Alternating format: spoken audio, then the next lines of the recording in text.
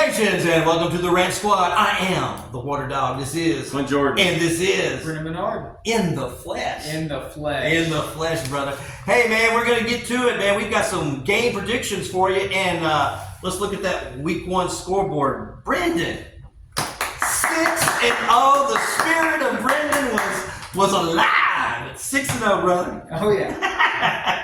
I was 5-1. I just missed that Colts Texans game. I took the home team and they got a loss. And then there was Clint. I was 500. Look, I took some shots and look, Baltimore, if Isaiah Likely scores that touchdown, they're winning that game. They're getting the 2-point conversion.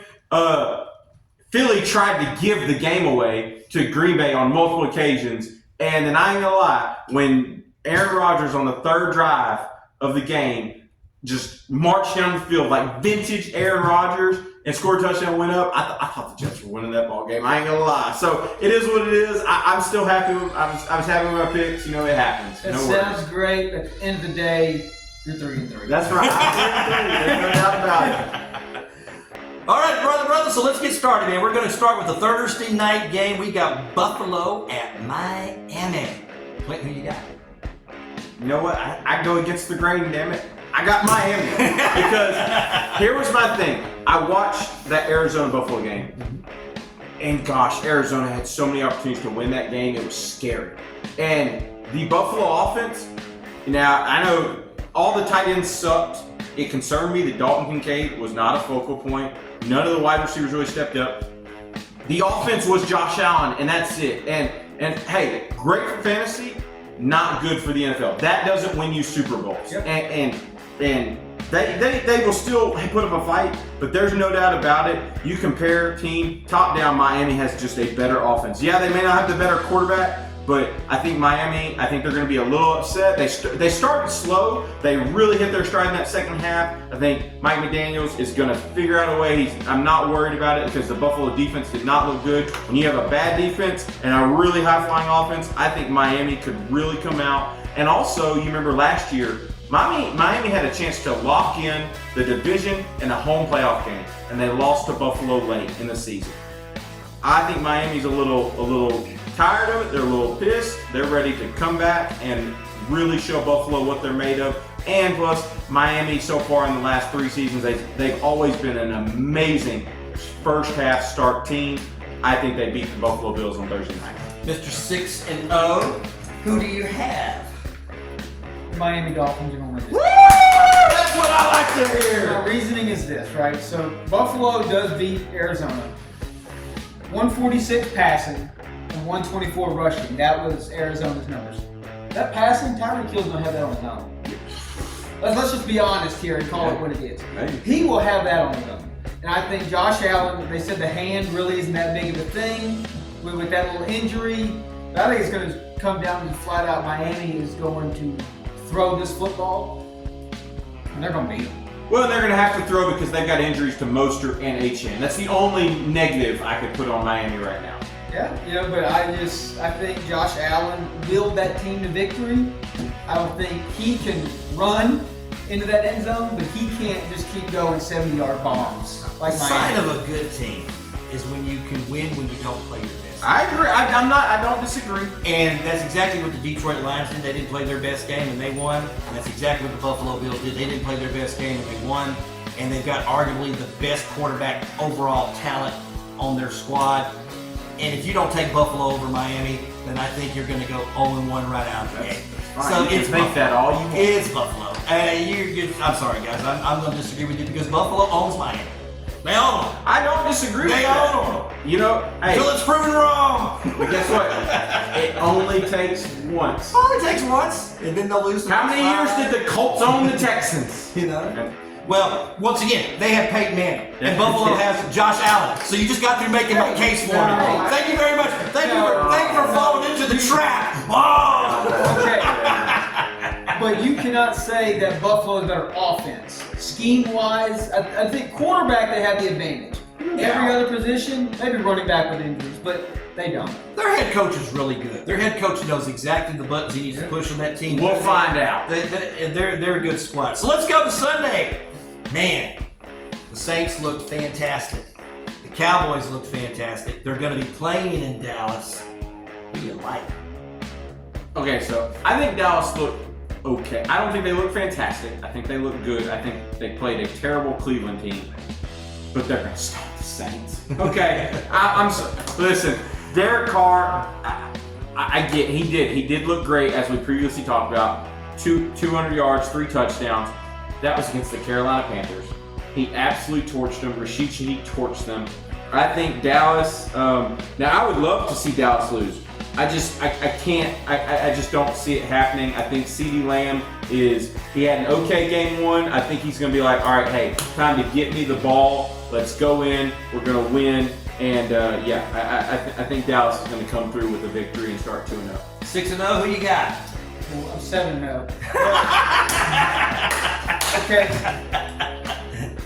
To all the Saints fans out there, anybody picking this game, go down to your local grocery store. They have brown paper sacks. Leave the S off. Put it on Sunday because Dallas is going to win this game. The Saints will go back to purgatory after this game. I promise you that. They looked good. This ain't Carolina. You're about to play. They have real players on this game. I agree. Of all the games that we're picking this week, this one's the hardest one for me. Really? This is like It's normally a close easiest game. one. It historically has been close. Close game. And because you are talking about Gulf Coast rivals. And I'm telling you, I've never seen the Saints look that good. And I watched that game more than I watched the Texans game. In fact, the Texans game, I would turn off and I would hit pause and I would just go back and I watched about 40 minutes of the Saints game and I was just watching that Saints offense and I'm telling you that I watched that Saints defense and they just looked sharp. So for me, playing Carolina will do that. Carolina, regardless of opponent, They're the worst roster in the NFL. They're the worst team in the NFL. the Bengals are saying the same thing about the Patriots. Sometimes you got to play. The Patriots have a good coach. Who you got to show up against. Panthers don't have good anything. Well, we don't know what they got yet. Overall, it's still the first week, but the Saints look good, but it was toss up. But I'm still going to go Cowboys. Okay, there you go. I mean, I've got the Cowboys. All that spiel for nothing. I've got the Cowboys winning the division. But of all the games this week, to me, this one is the closest one. I think that the Saints can still. Your difference maker in this game is CeeDee Lamb. That's your difference maker. Because historically, when these two teams play each other, it's the Cowboys wide receiver that generally is going to put up the big numbers in that game. All right, the clash of potential playoff contenders that lost week 1. Both of them had kind of messy showings. Cleveland and Jacksonville. Who you got? So I'm more concerned about Cleveland than I am Jacksonville. Deshaun Watson, he's mentally broken. I don't know what it is. Not even that great defense to figure out. And it's not the coach. I mean, we've seen him win twice Coach of the Year. Once with Baker, who's now doing great down in Tampa, and with a 30-something-year-old Joe Flacco that had retired and come back to the NFL. I don't like it. I like Jacksonville. I think they dominated Miami for the first half of the game.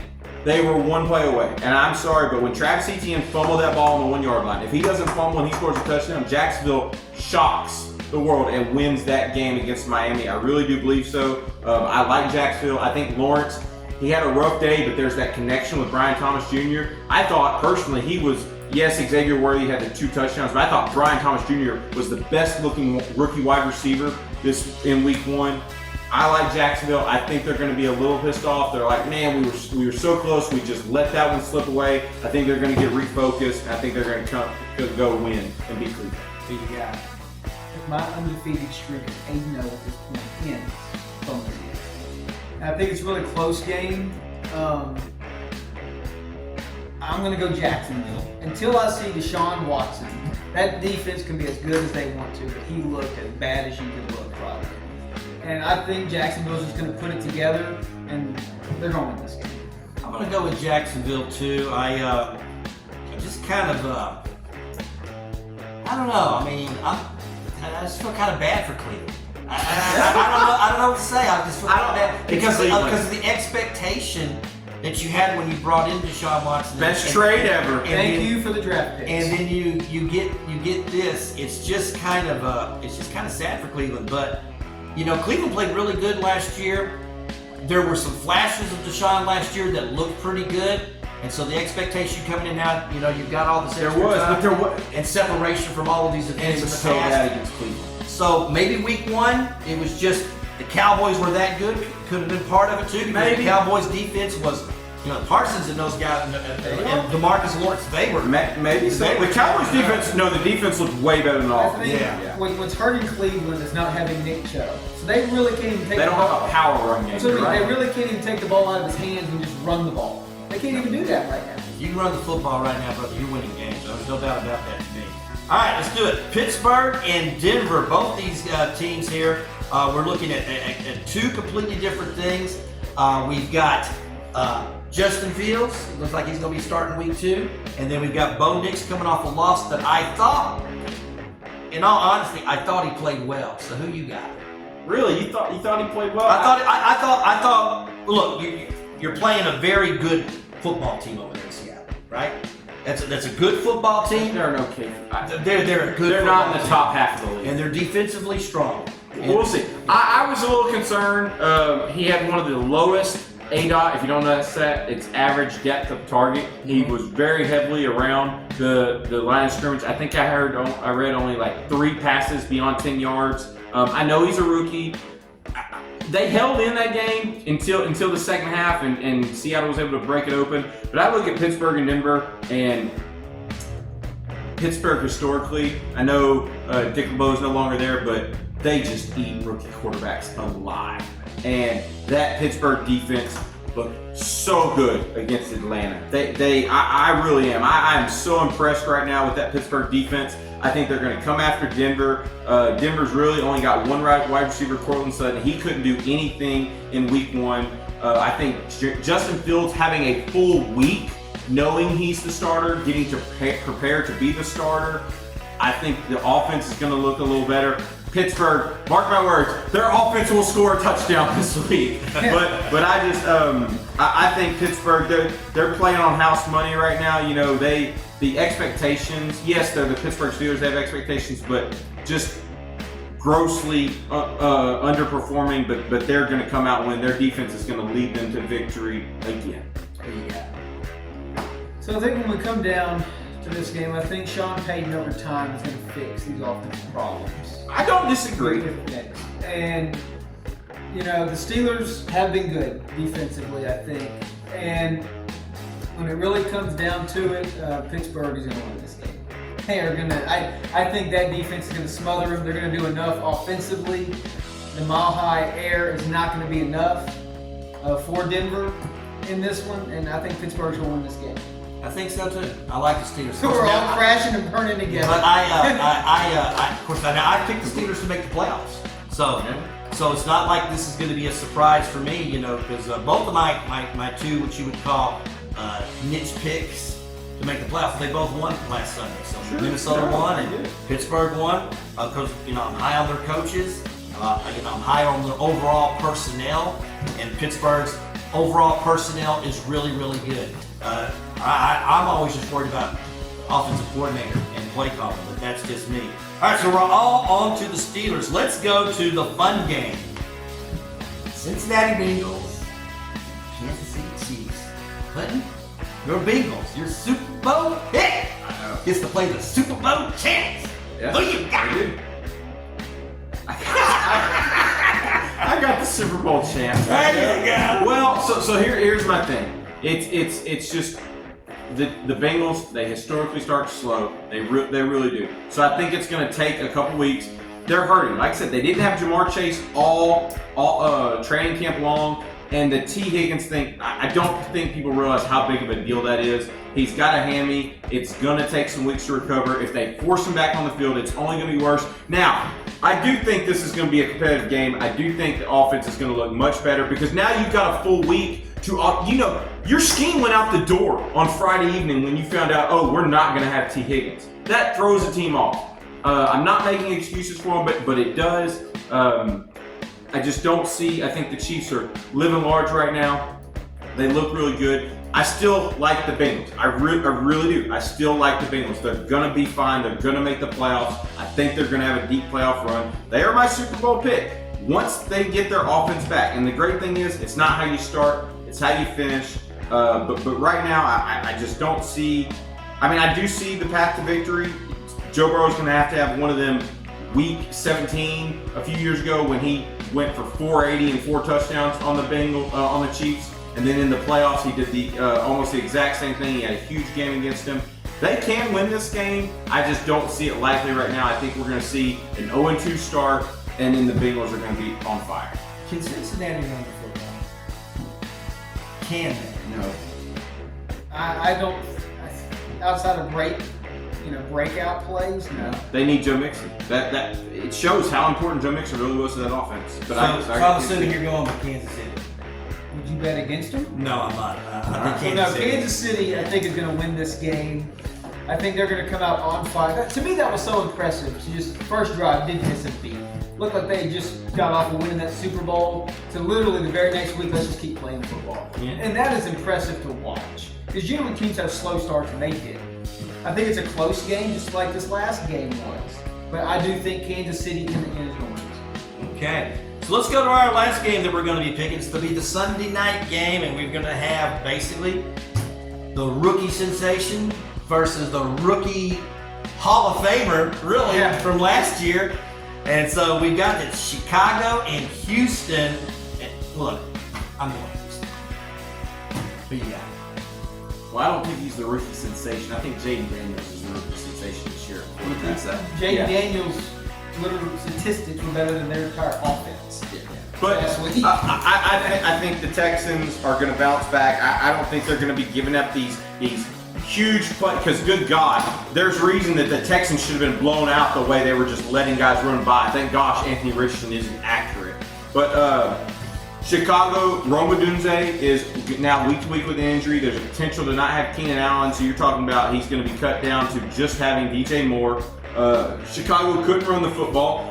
And hey, Houston stopped the run. Taylor, look, I called it. I said he scores a touchdown against Houston every time, and he did. He scored. He was my pick last week for running back. It didn't happen, but he scored his touchdown. But they really bottled Taylor up. Anthony Richardson, when you have a quarterback like that, you're going to break the pocket. But they were able to stop the run. That was a key for Houston. I think they're going to be able to stop Chicago. Now, I do think Chicago will figure a few things out, and I think we're going to see a better offensive performance from them.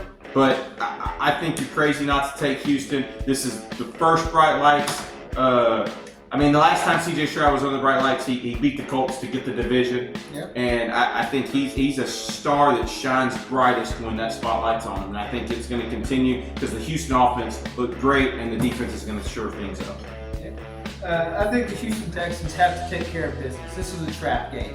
It's really what this is a game where we all say you should win. Yeah. But now, to me, they are in Cincinnati's shoes this past week. This is a game you should win. You have to go compete, but you should win this game. And Houston has to show up with that mindset because, this isn't Carolina. Granted, we talk about their offensive numbers, but they do have talent on that team. No, their defense is very. That's correct. That's where it could cost them. Is C.J. Stroud? The only worry I had is I saw a couple of air throws that I thought the Indianapolis Colts just didn't take advantage of when it came to Stroud. Not a lot, but there was a few. And the difference is the Chicago secondary is very good, and they will make you pay if you make those mistakes. So I think if the Texans run the ball, C.J. Stroud can protect the ball, I think they will win that game. But if for some reason he has a turnover-heavy game, that's the path to defeat. But I don't think that'll happen. I think he's going to be fine. Go ahead. Yeah, I'm picking the Houston Texans to win this, but I think it's a trap game. I think they have to go in there and handle business in this game because this is a loss I don't think they can afford. Just like we talked about Cincinnati, you cannot afford to lose one of these games because you have a lot more important games later on. Okay. Well, gang, we are all on Dallas, Jacksonville, the Steelers, the Chiefs, and the Texans.